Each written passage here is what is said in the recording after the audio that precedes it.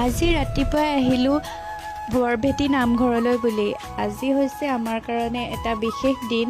আজিৰ দিনটোতে আমাৰ ল'ৰাৰ বাৰ্থডে আৰু সেইকাৰণে প্ৰতিটো জন্মদিনতে যিহেতু আহোঁৱেই ইয়াত শৰাই এভাগ দিবলৈ, এইবাৰো এয়া আহি পালোহি। তাৰপিছতে আহিলোঁ চেৰী গাৰ্ডেনলৈ তাৰ কাৰণে কেক এটা ল'বলৈ, আৰু এইফালে ঘৰ আহি দেখিলোঁ মাহঁতো আহি পালেহি। এতিয়া মাহঁতৰ কাৰণে খানা বনাবলৈ লাগি গৈছোঁ। তাৰপিছত খানা খাই মেলি এয়া কেক কাটিং হৈছে বেটাৰ, আৰু আজি ৰাতিপুৱাই যিহেতু দেউতাকো আহি পাই গ'লহি। প্ৰতিটো জন্মদিনতে যিহেতু থাকেই, এইবাৰো সেইকাৰণে যেনে তেনে পাইছেহি, তাৰ মনটো সেইকাৰণে খুব ফূৰ্তি।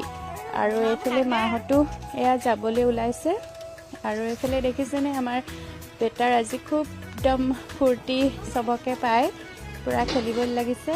আৰু এয়া ৰাতি হাঁহ আৰু কোমোৰা বনাবলৈ